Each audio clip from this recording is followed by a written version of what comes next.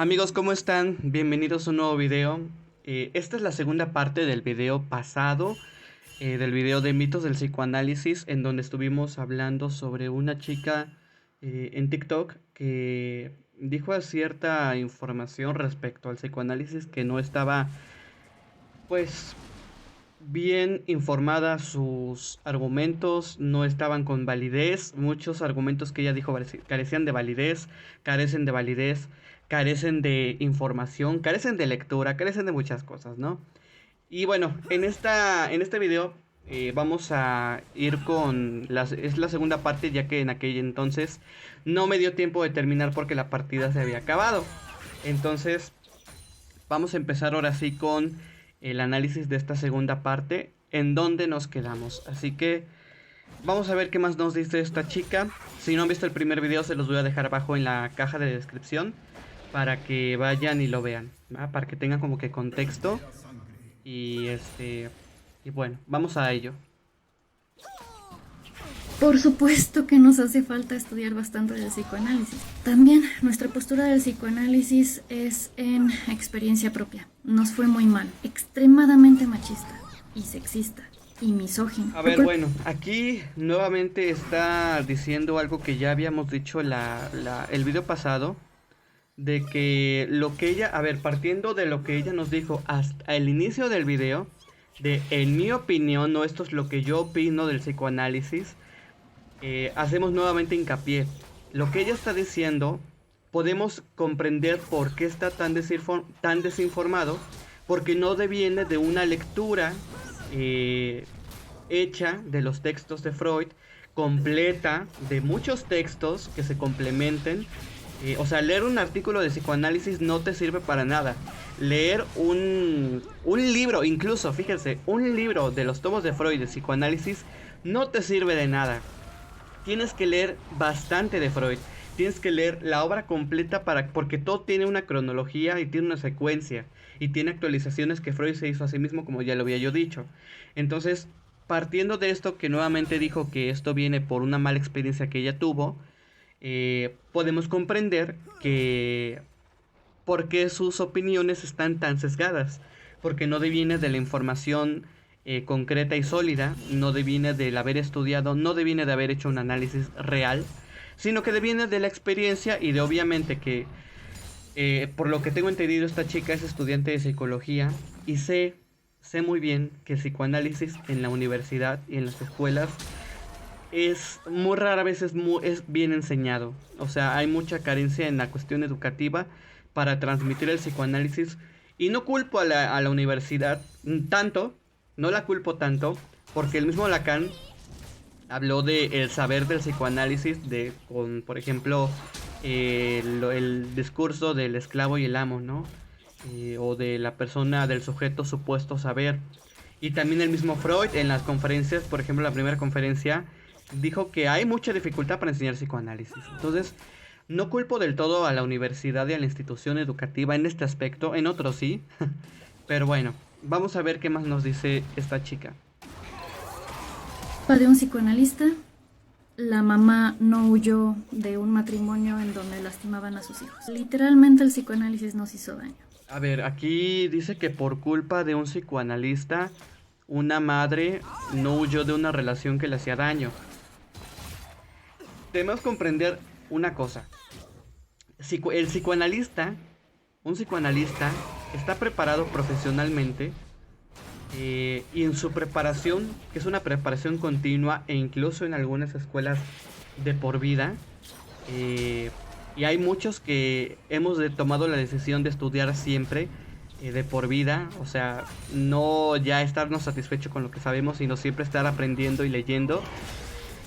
Nos preparamos y los psicoanalistas se preparan para que haya una escucha profesional, una escucha activa, una escucha de lo que el paciente tiene que decir, pero sobre todo, y esto que incluso también pasa en la psicología, un psicoanalista jamás te va a decir qué tienes que hacer, qué rumbo tiene que tomar tu vida, no te va a decir qué decisiones en tu vida tienes que tomar.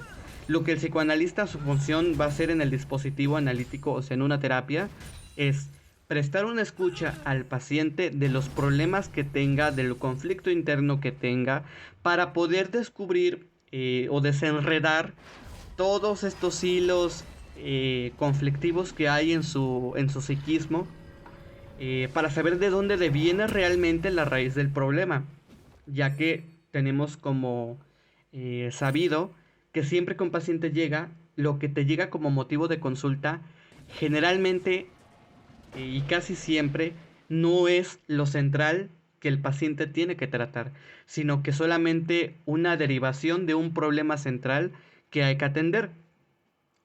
Entonces el psicoanalista no te va a decir no, no dejes a tu esposo, no dejes a tu novio, no dejes a tu esposa, no dejes a tu novia, tienes que hacer esto, tienes que conducirte de tal manera. No, un psicoanalista y un psicólogo jamás te van a decir qué tienes que hacer con tu vida. Voy a hablar por el lado del psicoanálisis porque o sea, a pesar de que estudié psicología, donde más me he dedicado es a la parte del psicoanálisis. Voy a hablar por parte del psicoanálisis. Jamás se te va a decir qué tienes que hacer, qué rumbo tomar, consejos, no se te va a dar consejos, o sea, porque son decisiones que tú tienes que tomar, decisiones propias que tú debes de hacer valer. Pero también hay algo más, y que es muy importante. Todos los profesionales de la salud, independientemente de lo que se dediquen, ya sea psicólogos o psicoanalistas, tenemos un código de ética y tenemos una ética profesional que debemos seguir, que es que nosotros somos somos una función, en donde somos, en el caso del psicoanálisis y creo que también de la psicología, somos personas que escuchan y que prestan una escucha a una persona que lo necesita. Y no es lo que el paciente nos diga, ahora sí, como en el confesatorio, ¿no? Todo lo que el paciente nos diga es de secreto supremo. Nadie lo va a saber, nadie se tiene que enterar lo que el paciente nos diga en una sesión. No, incluso cuando vamos a exponer un caso clínico ante un grupo de estudio, ante alguna clase, jamás revelamos detalles tan concretos del caso. Solamente tomamos cuestiones teóricas importantes y pues generalidades para exponer un caso, ¿no? Siempre que haya pues el procedimiento adecuado para realizar esto. Entonces, partiendo de esto, un psicoanalista que tiene esta función de escuchar y de jamás compartir lo que una persona dice por ética profesional, tiene una restricción, tanto en el psicólogo como en el psicoanalista, que si lo que la persona nos dice y nos cuenta pone en peligro la vida de la persona, o sea, que por ejemplo si nos enteramos de que hay algún cierto abuso, no voy a decir la palabra completa porque YouTube pues censura mucho, ¿no? Pero ya me entenderán, o sea, que haya cosas no legales contra un niño, que se hagan contra un niño en una casa, en un hogar. O sea, si hay violencia familiar, si hay violencia hacia la mujer, hacia los hijos, si hay algún tipo de abuso del que sea, es parte de la obligación del profesional denunciar este hecho y brindar apoyo y seguimiento a la víctima. Entonces, yo les decía el video pasado, psicoanalistas hay buenos y malos, psicólogos hay buenos y malos, médicos hay buenos y malos, maestros hay buenos y malos, padres hay buenos y malos, madres hay buenas y malas, y en el sentido de que desempeñan una función mala, ¿no? O sea, perversa. Entonces, aunque seamos psicoanalistas, si el paciente nos cuenta algo que pone en peligro su vida, su integridad, algún abuso hacia un miembro de la familia, hacia la mujer, hacia un niño, hacia un hombre incluso, es nuestro deber denunciar y llevar seguimiento del caso. Por lo cual no le puedes atribuir al psicoanálisis una falta de ética por una experiencia que tuviste con un psicoanalista o un disque psicoanalista que no actuó correctamente conforme a la ley, conforme a las leyes, y supongo que eres de México. Este código es válido para México y me imagino que para muchos países más, de esta cuestión del dispositivo clínico y el riesgo a la dignidad y vida de la persona. No puedes tú generalizar y es muy irresponsable de tu parte decir que el psicoanálisis es partidario de este tipo de acciones, de machismo, de abuso, de permitir que haya violencia, porque esto no es cierto. Esto es incorrecto, esto es un sesgo y es muy antiético decir esto, porque estás hablando de una disciplina que por años ha trabajado con la salud mental, que por años se ha dedicado a dignificar a las personas, a centralizar los problemas de las personas en ellos, no tanto en el ambiente, aunque importa, ¿no? Como para que vengas y quieras desprestigiar el psicoanálisis de esta forma. Y hablo así porque de verdad que es intolerable. Esto es intolerable. Hablar de esta forma de una disciplina es intolerable. Hay buenos y malos psicoanalistas, pero el psicoanálisis como tal y los que somos usuarios de él, jamás vamos a permitir que un paciente corra peligro su vida o que sea violentado o violentada de ninguna manera. Siempre, y esto va pues obviamente para todos, ¿no? Siempre las personas que se quieran dedicar a la clínica tienen que saber esto. Si en algún momento el paciente cuenta algo que ponga en peligro su vida, su integridad o la de su familia, es tu deber acudir y denunciar y llevar un seguimiento del caso. Es tu deber como profesional de la salud, como persona que prestas un servicio, como ciudadano y como persona que tiene una ley también introyectada. ¿Ok? Bueno, vamos a ver qué más dice. Fuera de eso también hay otras cosas misóginas. Por ejemplo, las pruebas proyectivas. Si eres una niña y dibujas un niño en tu primer dibujo, posiblemente tendencias homosexuales.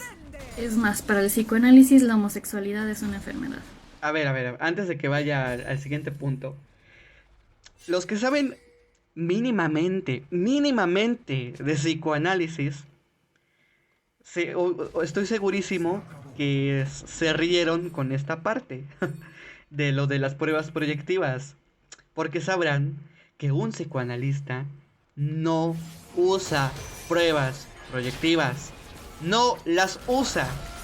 Quien usa pruebas proyectivas es un psicólogo con orientación psicodinámica enfocada a la orientación psicoanalítica dentro de esta cuestión psicodinámica.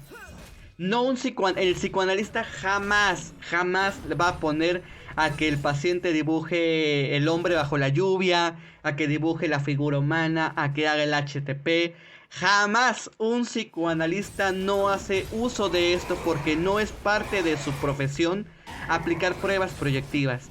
Quienes usan las pruebas proyectivas son los psicólogos de corriente psicodinámica cuando hacen evaluación psicológica, no un psicoanalista. Entonces aquí esto es una prueba más, y creo que es la prueba o de las pruebas más claras que hay, de que la chica no sabe nada de no sabe, está muy mal informada respecto al psicoanálisis. O sea, con esto tan simple que es afirmar que el psicoanalista usa pruebas proyectivas, ni siquiera voy a argumentar sobre que dibujaste un niño o una niña, porque ese es otro tema. Ni siquiera, o sea, lo podemos dejar como un tema para el tema de pruebas proyectivas, ¿no? Yo, a pesar de que en mi canal principal, Psicogante, tengo pruebas proyectivas, tutoriales de algunas pruebas proyectivas, de unas pruebas psicométricas, más que nada porque son cosas que te van a pedir como estudiante que aprendas. Y bueno, mi canal es es de psicología también, no solo de psicoanálisis, y creo que es muy bueno ayudar a que los estudiantes, bueno, sepan cómo aplicar una prueba, ¿no? Que se los piden. Y bueno, de las pruebas proyectivas vamos a hablar quizás en algún otro tema, si se me da la gana, ¿no? Porque también es como que en este canal, como les dije, no quiero hablar tantos temas teóricos porque la finalidad no es educar. La finalidad es hablar de temas más de chill, más tranquilos, aunque parece que no. Pero bueno, con este simple hecho, yo ni siquiera voy a argumentar nada. Quienes saben de psicoanálisis saben que un psicoanalista jamás aplica pruebas proyectivas. No lo ha hecho, nunca lo ha hecho. Y quienes lo hacen son psicólogos de corriente psicodinámica. Punto. Vamos a ver qué más dice la chica. Además de que solo hablaban de la homosexualidad masculina, de la femenina casi no hablaban de cómo lo vivían las mujeres. O sea, se decía, bueno, debe ser más o menos como lo mismo, pero en hombres. Me da mucha... A ver, el tema de la homosexualidad, que lo veían como una enfermedad. otra vez aquí nos damos cuenta de cuánta desinformación hay respecto a este tema. Freud, a la hora en que tú estudias los términos teóricos de Freud, te das cuenta de que él nunca llamó a la homosexualidad como una enfermedad, sino como una desviación de la libido, de lo que comúnmente, regularmente, había en aquel entonces. Y decir que es una desviación de lo que usualmente había en aquella época no es incorrecto. Desviación no necesariamente quiere decir que es algo malo o que es una enfermedad como tal. ¿Por qué desviación? ¿Por qué lo hablaba como algo de una desviación? No por machista, no por homofóbico. Lo hablaba porque en aquel entonces el colectivo LGBT era un colectivo, hoy en día también, muy reprimido, muy tachado por la sociedad. Así como también las mujeres en aquel entonces en Viena eran muy reprimidas, eran muy maltratadas, el machismo abundaba enormemente. Por eso ellas también, por ejemplo, tenían lo que Freud habló o estudió en su libro de estudios sobre la histeria, ¿no? Las mujeres que tienen histeria. No, y esto no solamente era de las mujeres, también ese es otro mito, que la histeria solo le da a mujeres o solo le daba a mujeres, no, también a hombres, pero prevalecía más en mujeres porque la época era machista con las mujeres, la época reprimía mucho a la mujer, la sexualidad de la mujer estaba muy reprimida. Vuelvo al tema, los homosexuales en aquel entonces eran personas muy reprimidas también, y la gente veía esto como algo anormal, ¿no? Como una desviación de lo que normalmente tendría que ser para aquella época. Entonces Freud dijo, para la sociedad esto es una desviación de la libido, esto es una desviación de la sexualidad, ¿no? Se lo estudió con esta cuestión también del complejo de Edipo. Cómo una persona llega a ser homosexual según el psicoanálisis. Es porque el complejo de Edipo lo atraviesa de una manera diferente a una persona que se configura como heterosexual. Aunque bueno, también hay otra cosa que decir. Freud y el psicoanálisis en general, fíjense muy bien esto, porque eso es muy importante. Para el psicoanálisis, la homosexualidad no existe. Pese a que habló del término homosexualidad, para el psicoanálisis, la homosexualidad pura o la homosexualidad como tal no existe. Y antes de que me funen, voy a decir otra cosa también.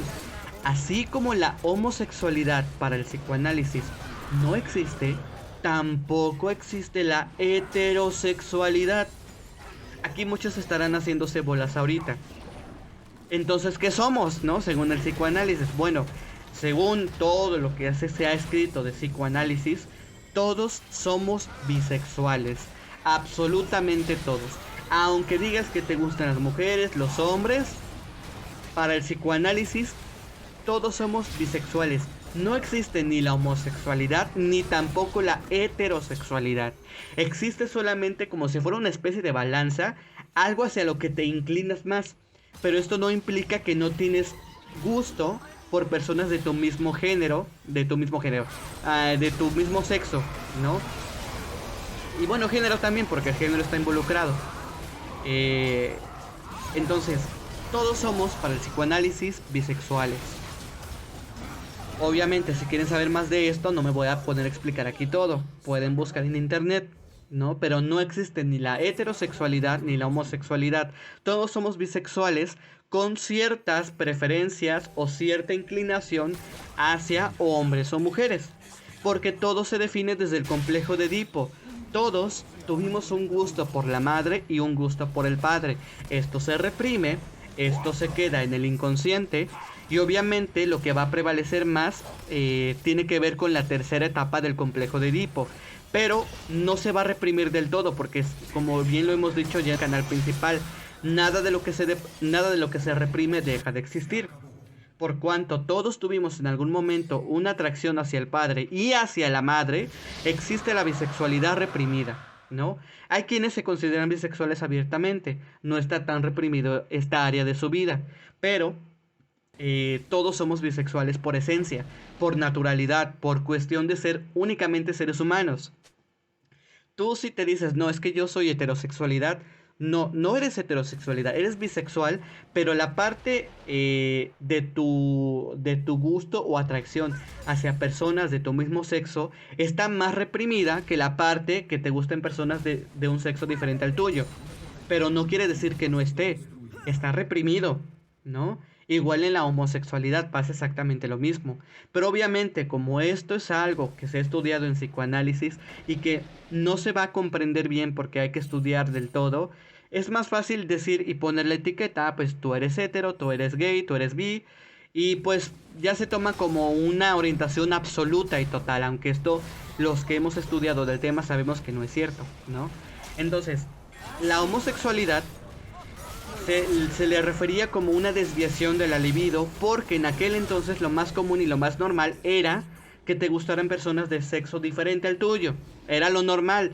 Todo lo que se saliera de la norma era, era visto como una desviación.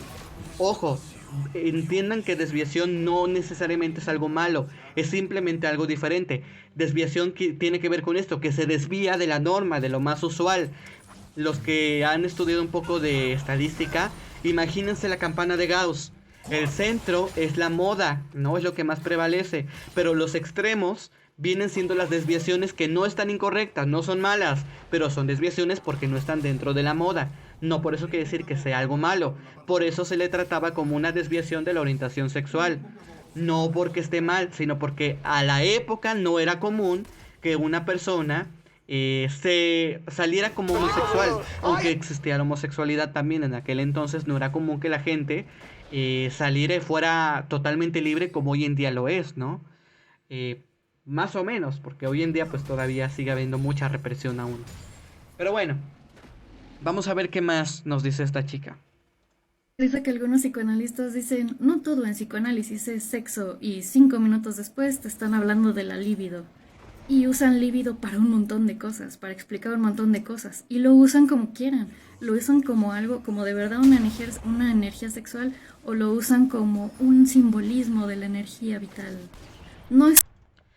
A ver, este es otro mito y otra cosa que he escuchado mucho en psicoanálisis de las personas que no les gusta y que lo tachan, diciendo, es que para el psicoanálisis todo es sexo. Y que los psicoanalistas dicen, no, no todo es sexo. Y 5 minutos después ya están hablando de algo de sexo. A ver, ay, qué complicado es porque hay que estudiar.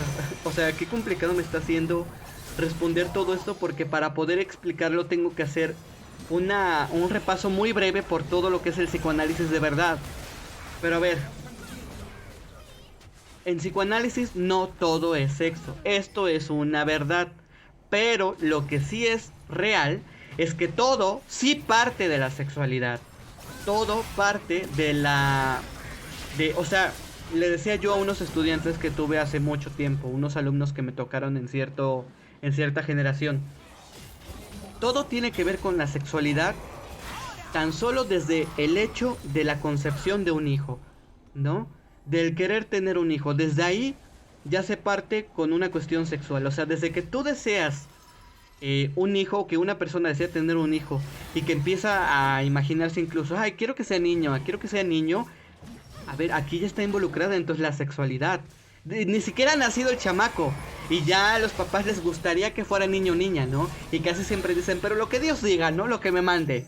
Ajá, es una forma de represión también, porque si dijo, quiero un niño, pero ya lo que Dios mande, no, no es lo que Dios mande. Quiere un niño de verdad y le gustaría que fuera un niño, y sí habría que esa cierto desagrado si fuera una niña. Pero obviamente por esta represión y esto que tenemos, bueno, está esta frase de pues lo que Dios quiera, ¿no? Entonces, desde el hecho de querer concebir a un hijo, a una persona, o sea, desde el hecho de que tú antes existieras, ya te estaban concibiendo de una manera sexual. Quiero que sea niña, quiero que sea niño. Eso solo por poner un ejemplo. Hay más, ¿no? Cómo nacen los niños, cómo se hacen los niños. También desde ahí partimos de la sexualidad. O sea, todo parte de ahí. Luego, ya el chamaco se está gestando en el vientre de la madre, ¿no? Ya le dijeron, felicidades, doña Lourdes, es una niña, ¿no? Y ya, pues la mamá pues contenta, ¿no?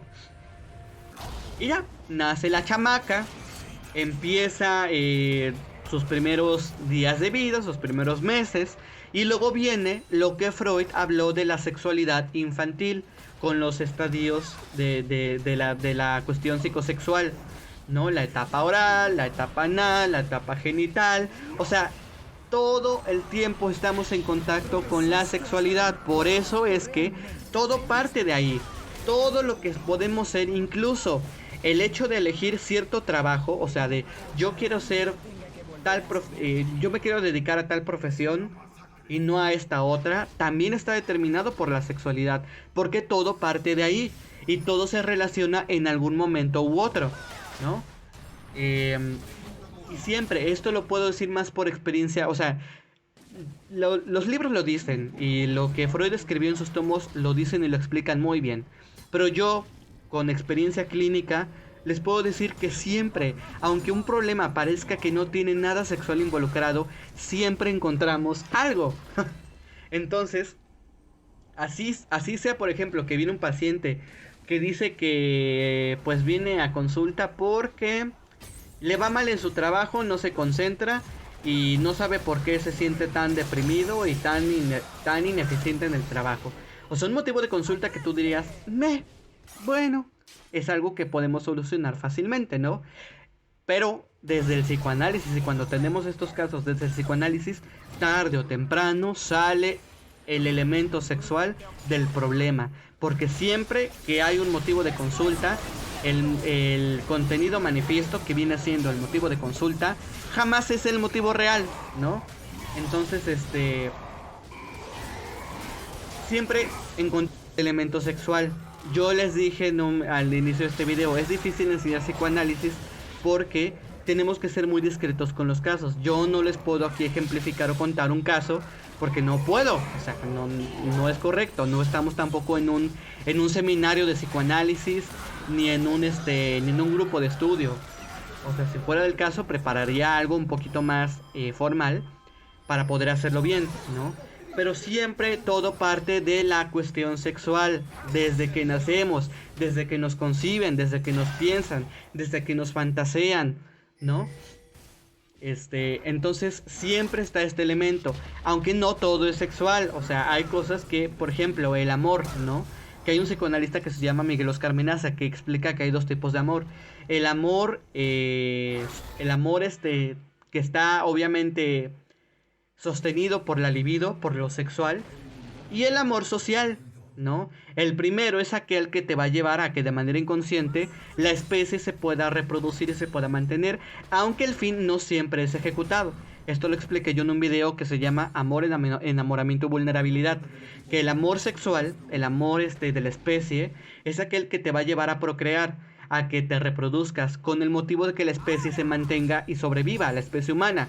Aunque no siempre este fin se cumple, pero la iniciativa y lo fundamental ahí estuvo, ¿no? Este es el que rige la mayor parte de las cosas. Pero luego también está el amor social, el trabajar o hacer cosas por los otros, ¿no? El estudiar una carrera, el cuidar a los hijos de un amigo, de una amiga, tener cierto hobby. Esto es un amor más social porque es algo que tú le das a la sociedad, está relacionado con la sublimación, ¿no? O sea, en este sentido no todo es sexual porque también está esta cuestión, pero sí la gran parte de las cosas parten de ahí, de la sexualidad, y muchos problemas están sobredeterminados inconscientemente por lo sexual, ¿no? Y obviamente esto es algo que esta afirmación que Freud la dio en su escrito de 3 ensayos sobre teoría sexual, es algo que obviamente va a crear malestar en las personas, porque lo sexual es una de las áreas que más se reprimen, porque es una de las áreas que más le van a doler al aparato psíquico, que más le van a costar asimilar al aparato psíquico. Por eso la sexualidad es muy reprimida y es necesario que la sexualidad infantil se reprima para que podamos ser seres sociales y seres de la especie, seres con la cultura, ¿no? ¿Por qué? Porque si nuestra sexualidad infantil rigiera nuestra vida adulta, híjole, sería un caos. Seríamos todos pervertidos. Habría muchas personas que abusan, ya saben de qué forma, con niños, ¿no? O sea, entonces gracias a la represión que hay de la sexualidad infantil, es que podemos ser seres sociales de la especie. Pero también por cuanto existe esta represión de la sexualidad infantil, es que este tema es tan, o sea, a pesar de que hay ahorita mucha apertura y que la libertad sexual y todo esto, es que sigue siendo un tema que es incómodo para muchas personas, ¿no? Porque a pesar, como les digo, aunque la persona sea muy libre sexualmente, pero cuando empieza a escuchar estas cuestiones teóricas de la sexualidad infantil, la represión sexual y todo esto, es algo que le va a incomodar a la persona, porque su inconsciente hace a que le incomode, ¿no? Entonces, bueno, vamos a ver qué más dice, porque no me la creo que tampoco me va a dar tiempo en este video de terminar todo. Bueno, vamos a ver qué más dice esta chica. Estoy negando de que haya buenas aportaciones del psicoanálisis, pero se tiene que ser muy estricto y muy crítico del psicoanálisis y de sus fundamentos. Sí, estoy de acuerdo. Hay que ser muy cuidadoso con el psicoanálisis, con sus fundamentos, con todo esto. Y no se nota que hay este cuidado a la hora de informarnos. A ver, ¿qué más dice? Y lo que más detesto y de lo que más se habla es de la sexualidad infantil. Que los niños quieren intimidad con sus padres. Esto fue hecho para negar el abuso infantil. Tengo más razones, pero se me acaban de... Ay, Dios. Otra vez vamos a empezar con lo mismo, de que hay una mala información y nuevamente está cayendo en algo muy antiético, con lo que estoy totalmente en desacuerdo. No sé, mira, miren, ya acabó la partida. No creo que me dé tiempo ya de terminar de armar este argumento. Así que en el siguiente video, que ya quiero que sea de otro tema, voy a dar el argumento respecto a esto último que ella dijo. Y después ya empezamos con el tema que quiera yo hablar o que se vaya a hablar en el siguiente video, ¿va? Entonces, bueno, pues muchas gracias por el video. Nos estaremos viendo en un siguiente video con un nuevo tema, el cual va a empezar con la respuesta a este último argumento que dio esta chica, que creo que es de los peores que dio en este video. Pero bueno, nos vemos en un siguiente video. Chao.